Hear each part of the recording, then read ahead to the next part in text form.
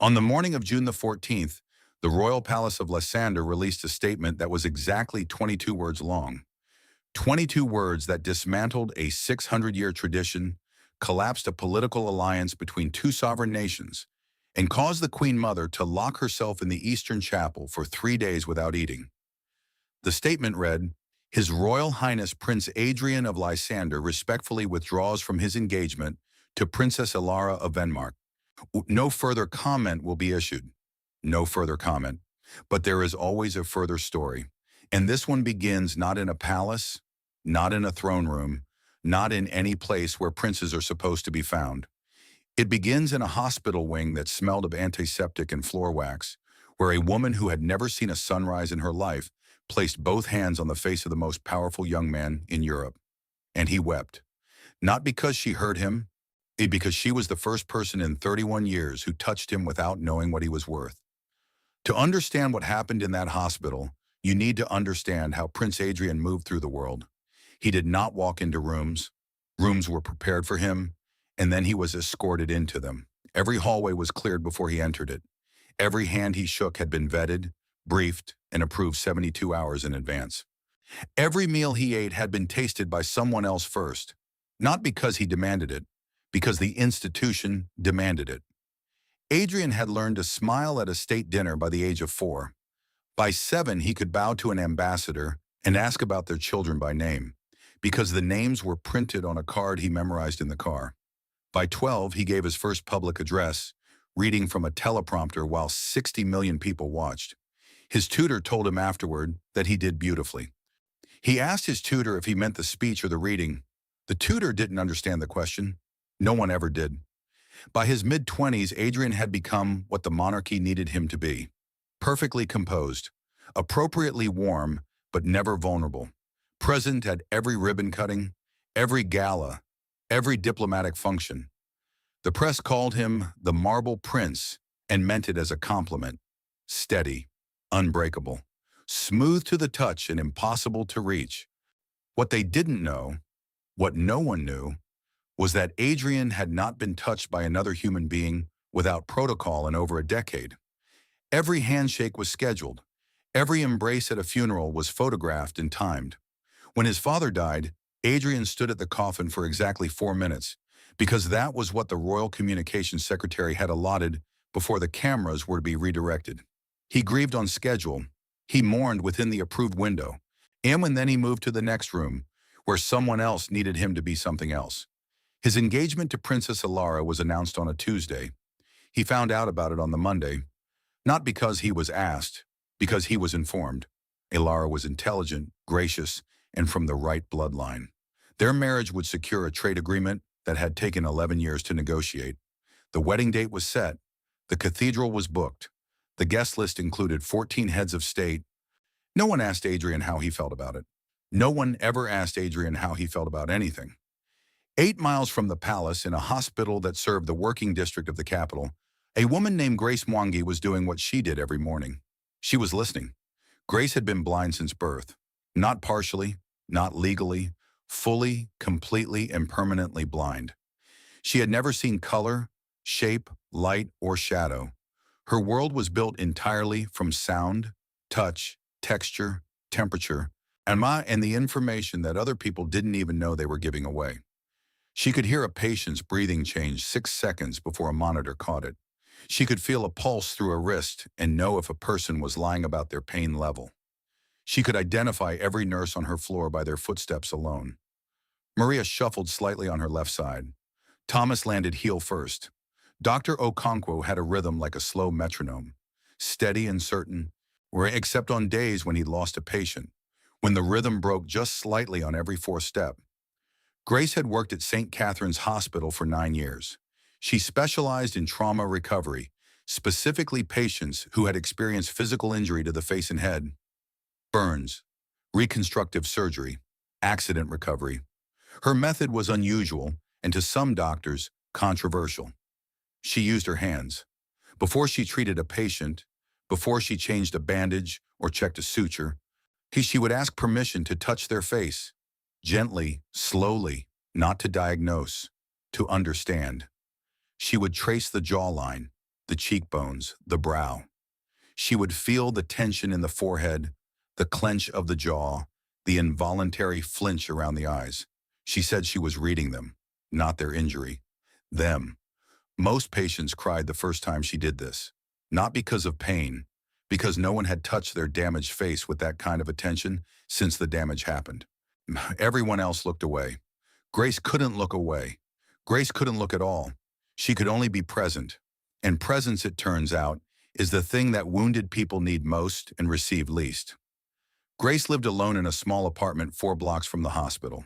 She had a cat named Tuesday, a collection of audiobooks that numbered in the thousands, and a single frame photograph on her nightstand that she had never seen. It was a photo of her mother, who had died when Grace was 16.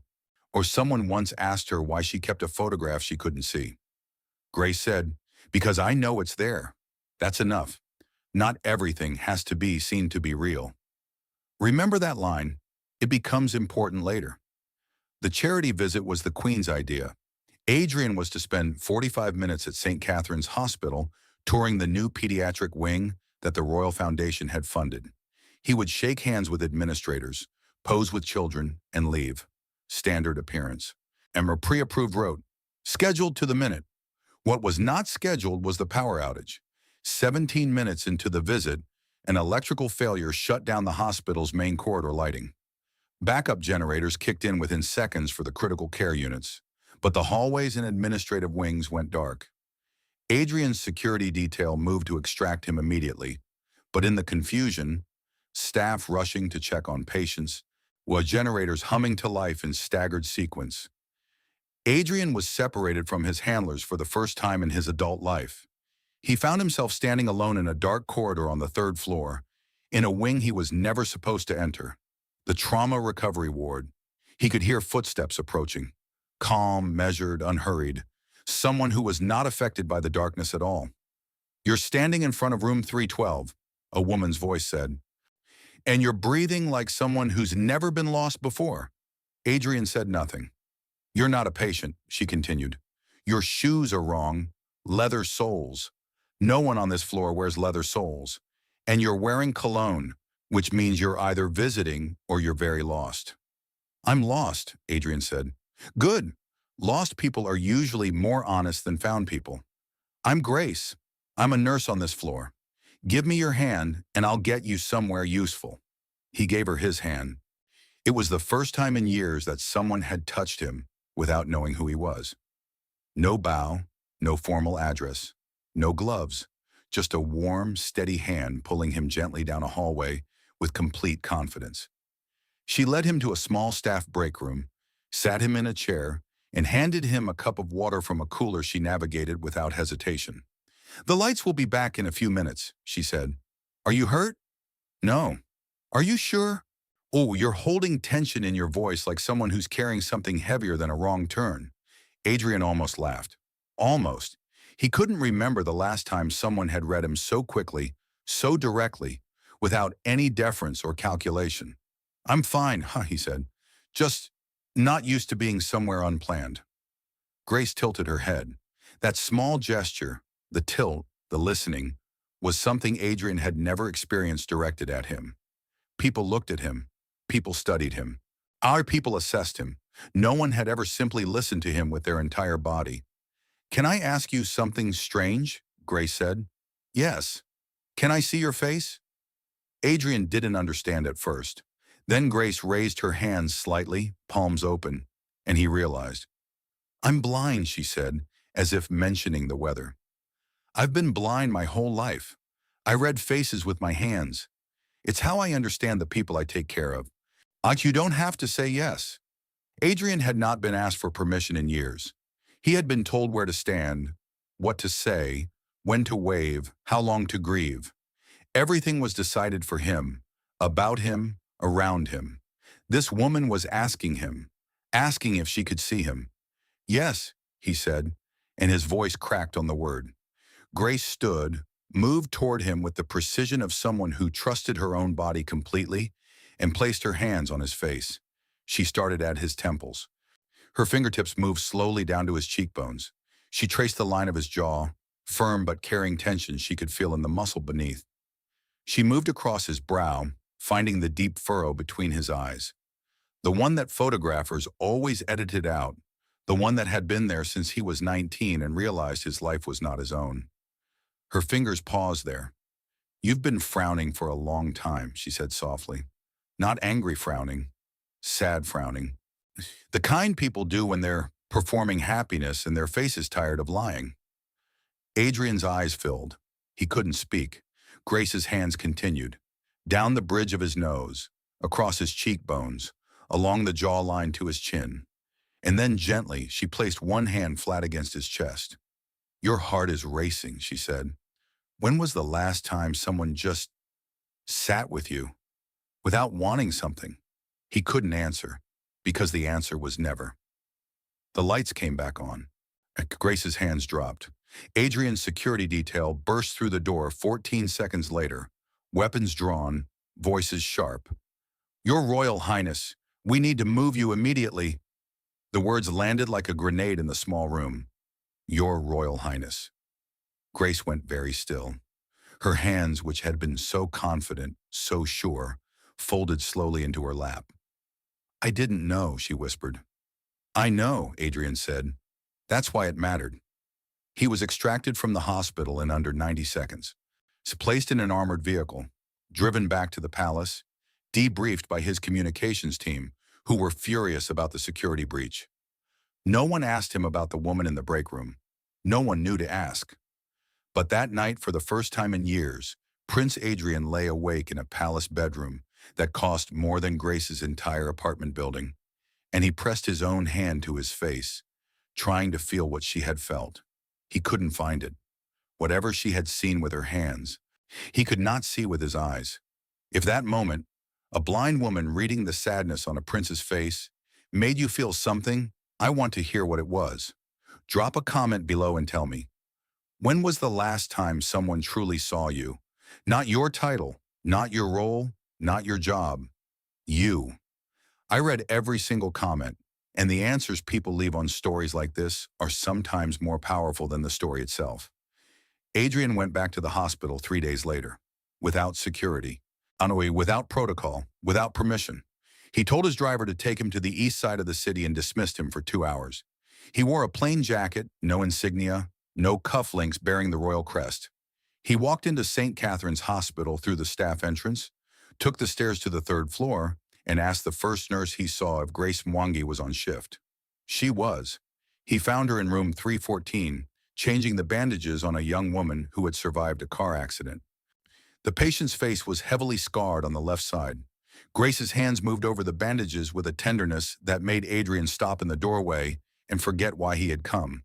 He watched Grace speak to the patient, not about the injury, about the patient's daughter, who had a school recital that week, about the soup from the cafeteria that was slightly better on Thursdays, about small, human, ordinary things that had nothing to do with wounds and everything to do with healing.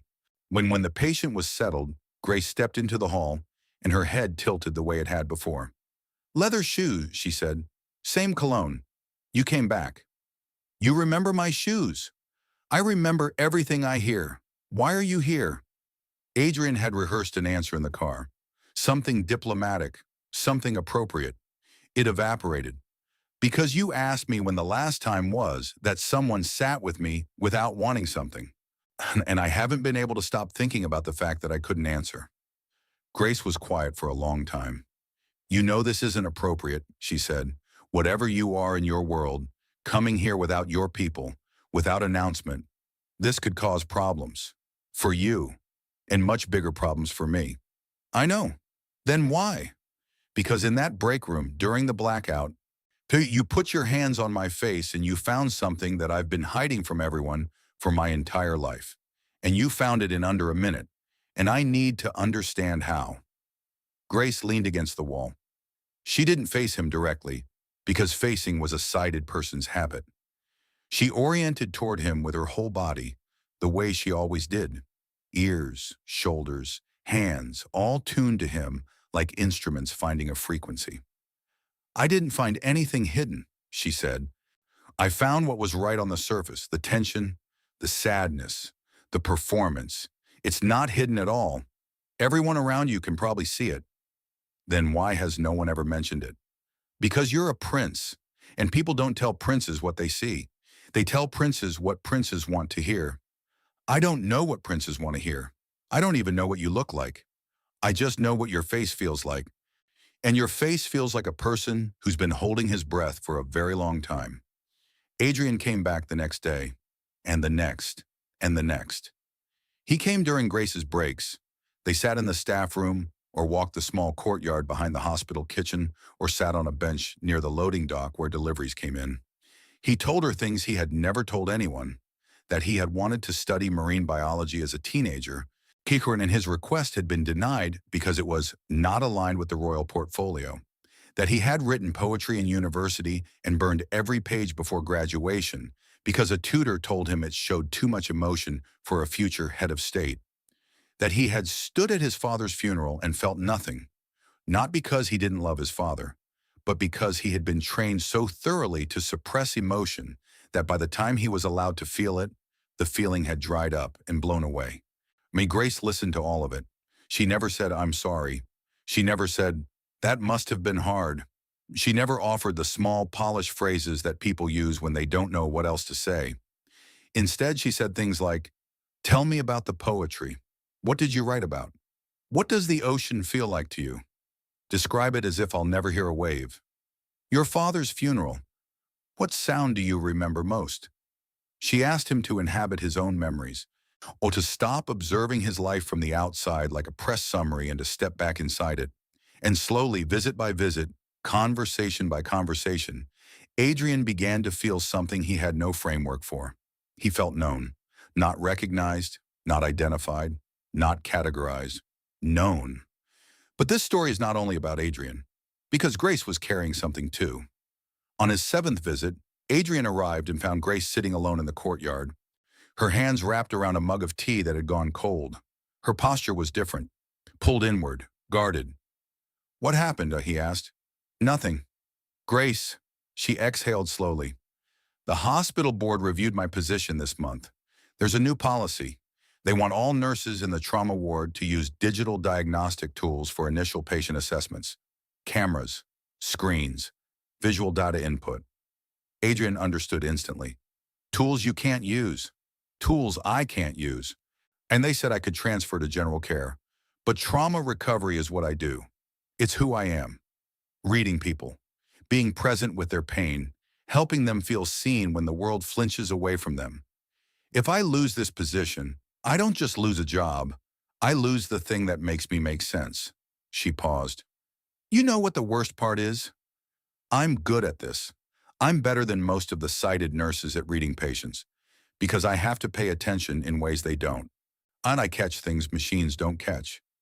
I notice the tremor in a voice, the change in breathing, the flinch that happens before a patient says, 'I'm fine,' when they're not fine at all. But none of that fits on a digital form." Adrian sat beside her. "I could make a call," he said carefully. "I could speak to someone on the board. One word from the palace and this policy? No."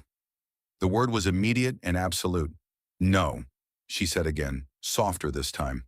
"That is exactly what you cannot do. Wish if you intervene, I become the blind nurse who kept her job because a prince made a phone call. Every good thing I've done in 9 years becomes a footnote to your power. My patients won't trust me, my colleagues won't respect me, and I won't respect myself. I'm trying to help. I know, but you help the way you've been trained to help, from above, by decree, by moving pieces on a board. That's not help. That's control with a kind face. And I've spent my entire life fighting against the assumption that blind people need someone powerful to step in and fix things for them." It was the first time anyone had refused Adrian's power to his face and explained exactly why.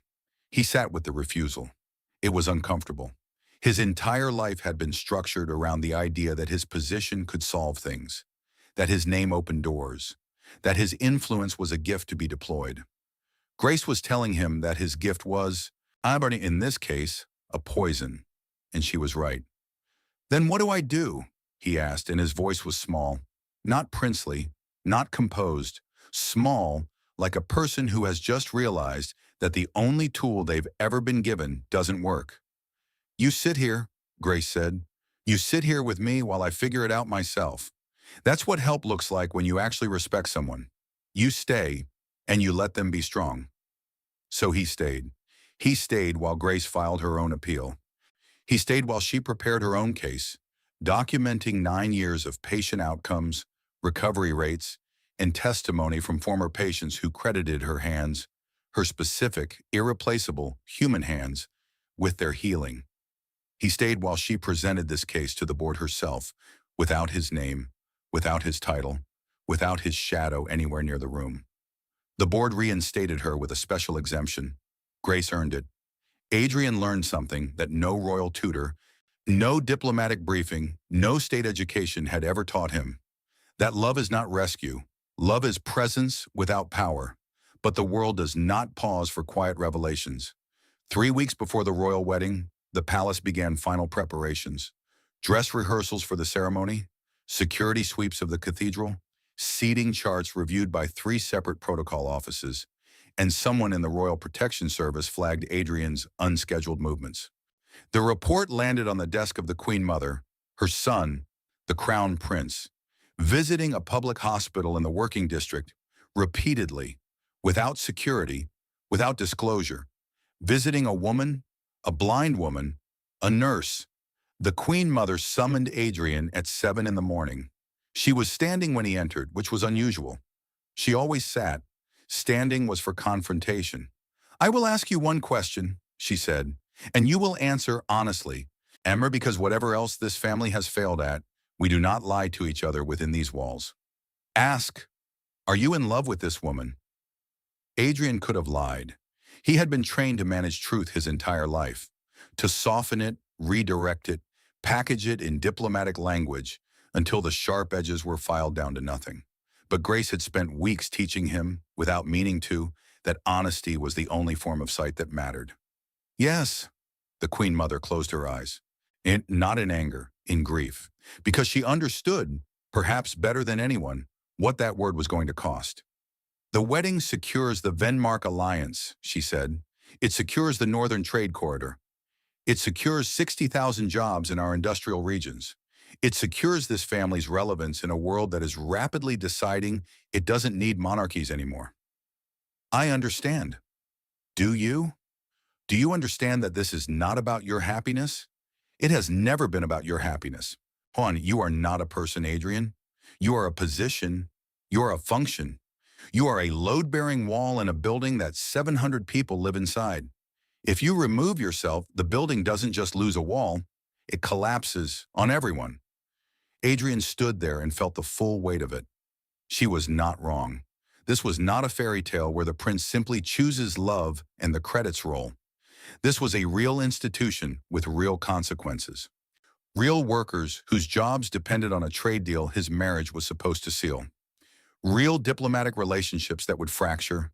A real princess in Venmark who had been preparing for this wedding for 2 years, who had done nothing wrong, who would be publicly humiliated. The cost of loving Grace was not poetic, it was political, economic, institutional, human, and the cost of not loving Grace was something Adrian could now name, because Grace had taught him to name things. Whether the cost of not loving Grace was the rest of his life as the Marble Prince, performing, smiling on schedule, grieving within approved windows, being touched only by people who knew his title before they knew his name. The cost of not loving Grace was dying without ever having been known. He asked for 1 week. Adrian went to Grace that evening. He told her everything. The Queen Mother's words, the political consequences, the weight of what choosing her would mean. Grace listened to all of it without interrupting. When he was finished, she said something that broke the story open. "You're not choosing me, Adrian. You need to understand that. I am not the alternative to your crown. I am not a prize waiting on the other side of a sacrifice. If you cancel this wedding, you cancel it because you are choosing yourself. Because you have decided that your life belongs to you. Not because a blind nurse is more exciting than a princess. I know that. Do you? Because right now you're describing this as a love story, and love stories put the pressure on the other person. I gave up everything for you. That's not love. That's a debt, and I refuse to be someone's debt. Adrian sat in the silence that followed. If you leave your life, Grace continued, you leave it because it was killing you. Slowly, cleanly, on schedule, but killing you nonetheless. You leave it because you touched your own face one night and realized you couldn't feel what I felt. Because you wrote poetry at 19 and burned it. Because you stood at your father's funeral and felt nothing, and you know, that is not who you were supposed to become. And what about you? Adrian asked. What do you lose in this? Grace's face changed. The composure she always carried shifted, and for the first time Adrian saw, no, he felt her fear. I lose my invisibility, she whispered. Right now I am Grace Mwangi. I am a good nurse. I am respected for what I do. If your name becomes attached to mine, I become the blind woman the prince fell in love with. I become a headline, a curiosity, an inspiration story that people share without knowing anything about me. I lose my work. I lose my identity. I become yours in the eyes of the world, whether I want to or not. This was the cost that neither of them had spoken aloud. One Adrian's sacrifice was his crown. Grace's sacrifice was herself. And they sat together in that knowledge without resolving it, because some things cannot be resolved in an evening. Some things can only be held together until the weight becomes bearable. 4 days before the wedding, Adrian received a letter. It had no return address. It was handwritten. The palace mail room flagged it as personal correspondence, non-threatening, and passed it through. It was from Princess Alara, the woman he was supposed to marry. The letter read, Adrian, we have spoken 4 times in 2 years. Each time we performed our roles well. You were gracious. I was appropriate. We discussed trade routes and cultural exchange programs and smiled for photographs. I want you to know that I felt exactly what you felt during those conversations. Nothing. Not because you're unkind, and not because I'm cold. Because we were not 2 people meeting. We were 2 positions being aligned. I have known about the nurse for 11 days. My intelligence service is, I'm told, quite good. I will not pretend that I am not humiliated. I am. But I will not pretend that I am heartbroken because my heart was never involved. Neither was yours. The difference between us is that you found someone who made you want to involve your heart, and I have not yet been that fortunate. Cancel the wedding. I will manage the diplomacy from my side. I am, after all, very well trained. But you owe me one thing. Live the life you're choosing, fully. Do not waste this, because if you sacrifice both of us, your duty and your freedom, and then live a half-life with this woman, then everyone loses and no one was served. Be brave enough to be completely happy. It is the only apology I will accept. Ilara. Adrian read the letter 3 times. Then he called his mother. Then he called the palace communications office. 22 words. If this story is hitting you in a way you didn't expect, there's a reason. This channel tells stories about the moments that change everything. The moments people choose truth over comfort, love over performance, themselves over the roles the world assigned them. If that's something you need in your feed, subscribe now, because the stories coming next go even deeper than this one. The world reacted exactly as you'd expect. Headlines exploded. Prince abandons duty for mystery woman. Royal crisis, wedding canceled. Who is the woman behind the royal scandal? Reporters found Grace within 48 hours. They camped outside St. Catherine's Hospital. They photographed her walking to work with her white cane. They published her salary, her address, her immigration records, her mother's country of origin. They reduced 9 years of exceptional nursing into a single narrative. Blind woman seduces prince. Grace stopped answering her phone. She stopped walking through the front entrance of the hospital. She requested a leave of absence. She did the thing she feared most. She disappeared, not because she chose to, but because the world made being visible unbearable. And here is where the story either becomes a fairy tale or becomes true. In a fairy tale, Adrian swoops in, silences the press, and carries Grace away to a quieter life. That is not what happened. What happened was this. Adrian released a second statement, not 22 words, 3 pages, handwritten, published in full. He did not mention Grace by name. He wrote about himself. He wrote about burning his poetry. He wrote about his father's funeral and the 4-minute window for grief. He wrote about the furrow between his eyes that had been there since he was 19.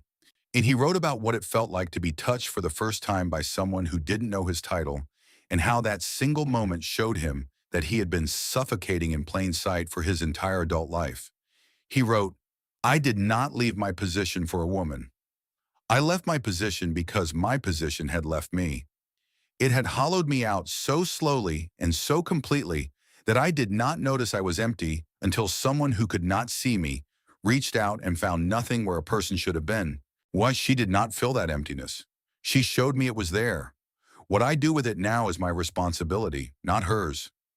He asked the press to leave Grace alone. He said that whatever their relationship was or would become, it was not the story. The story was about a system that trains people to perform humanity instead of practice it. The press did not leave Grace alone, not immediately, but something happened that no communication strategist predicted. The letter went viral. Not among political commentators or royal watchers, among ordinary people. A teacher in Liverpool read it and cried in her classroom because she hadn't written in her journal in 6 years. A surgeon in Toronto read it and called his daughter for the first time in 8 months.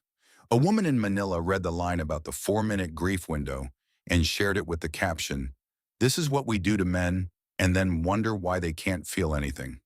The conversation shifted, slowly, unevenly, imperfectly, but it shifted, away from scandal, towards something harder to name, toward the question of how many people are living lives that were assigned to them, and how many are waiting for someone to touch their face and find the sadness they've been hiding.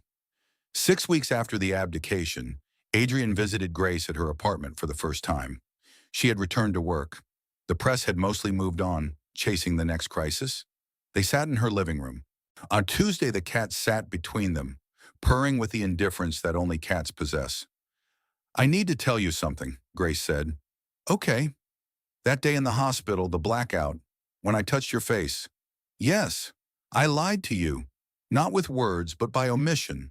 I told you I was reading your face, that I was sensing your tension, your sadness, and I was, but that's not why I asked to touch you." Adrian waited. "I ask every patient if I can touch their face. It's my method. Chuck, it's how I work. But you weren't my patient. You were a stranger in a dark hallway, and I had no clinical reason to ask. I asked because—" She paused. Her hands, always so steady, trembled slightly in her lap. "I asked because of your voice.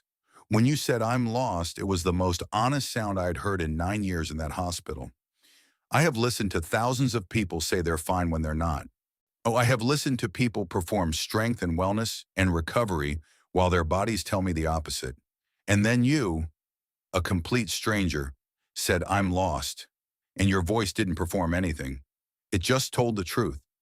I wanted to touch the face that belonged to a voice like that. I wanted to know what honesty felt like."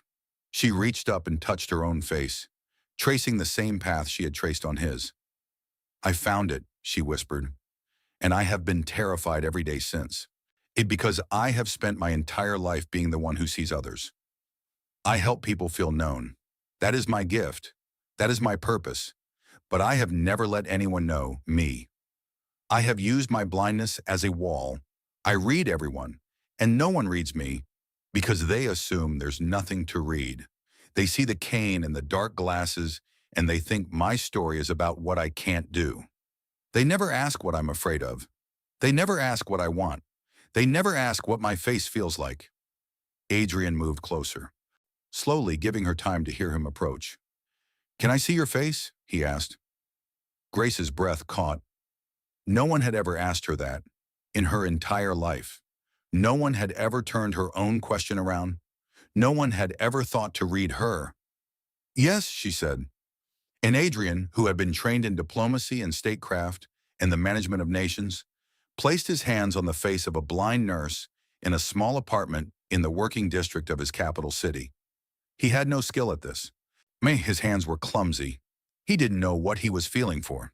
He couldn't read tension or sadness or performance through his fingertips the way she could. But he tried.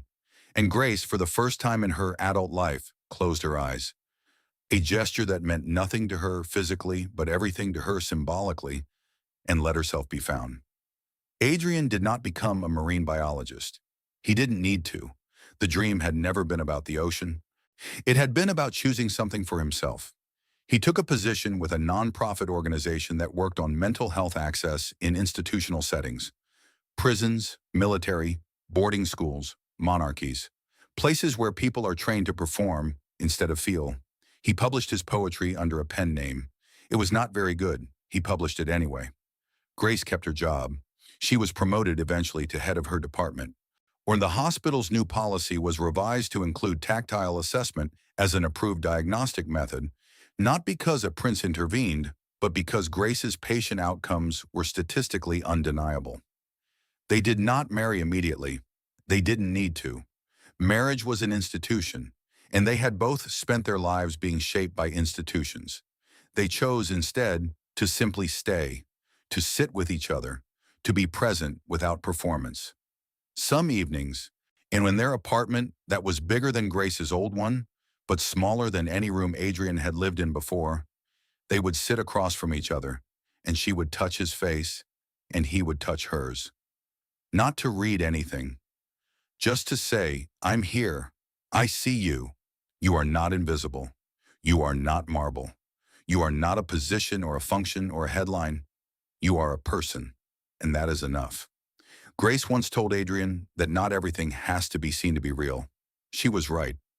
The most real things in this life, the sadness behind a practiced smile, the poetry burned before anyone could read it, the love between two people who were never supposed to meet, none of these things are visible, but they are there.